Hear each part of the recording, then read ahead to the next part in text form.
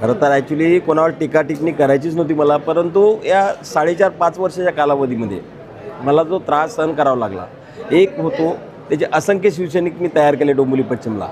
परंतु कालांतराने जेव्हा कल्याण डोंबिवली महानगरपालिकेच्या निवडणुका आल्या, तर त्यांनी स्वतःची कशी पोळी भाजून घ्यायची त्या पद्धतीने गुरुनाथ खोतनी त्या पद्धतीने रणनीती आखली.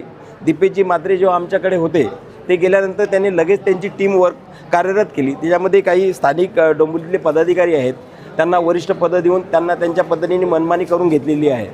त्यानंतर मग कालांतरे माझंही तिकीट कापलं. ज्या तेलगोटेनी शहर पश्चिममध्ये एवढं मोठं उभं केलं, ते शाखेपासून तर सगळे शिवसैनिक जमा केलेत आणि त्या लोकांना डावलण्याचं आणि आम्हालाही डावलण्याचं काम केलं आहे. परंतु किती दिवस चालणार, शेवटी सहनशक्ती असते.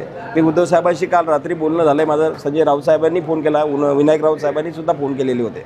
त्यांनी सांगितलं मला 1:30 वाजताची मातोश्रीवर माझी बैठकसुद्धा होती आजची, परंतु वेळ निघून गेलेली होती. रविदादांशी माझे गेले 2009पासून संबंध आहेत. ते जरी आमच्यासमोर नसले तरी मागून त्यांनी नेहमीच सावलीसारखी साथ दिलेली आहेत.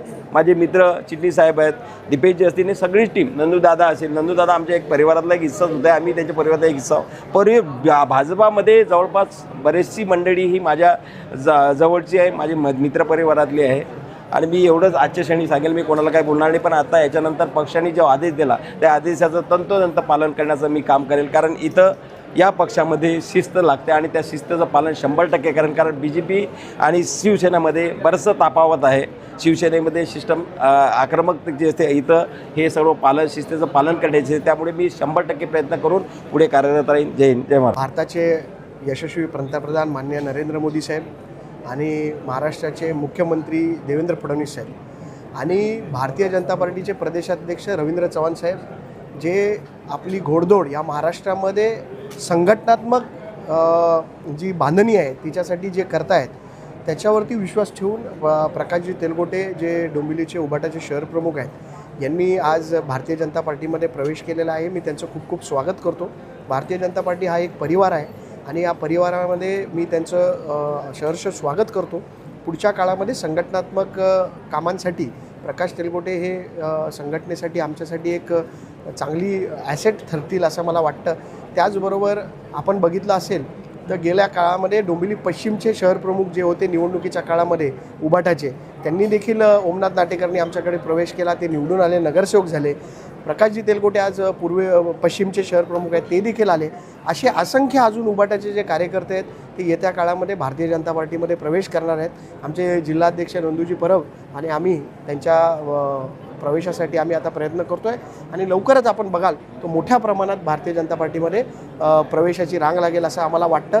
आणि येत्या काळामध्ये भारतीय जनता पार्टी कल्याण डोंबिवलीमध्ये पूर्णपणे मजबूत करण्याचं काम आमच्याकडनं होईल असं ते आता प्रदेशाध्यक्ष साहेब ठरवतील. आता निर्णय झाला ना, एकामेकाचे प्रवेश करून घ्यायचे नाही म्हणून आम्ही थांबलो आहे सध्या.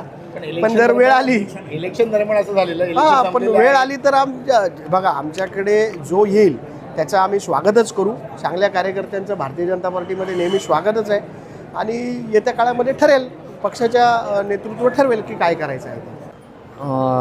आमचे दादा प्रदेशाध्यक्ष चव्हाणसाहेब यांच्या कार्यावर विश्वास ठेवून आणि त्यांच्या नेतृत्वामध्ये आज उभाटाचे शहराध्यक्ष प्रकाशजी तेलगोटे साहेब यांनी प्रवेश केलेला आहे, भारतीय जनता पार्टीमध्ये प्रवेश केलेला आहे.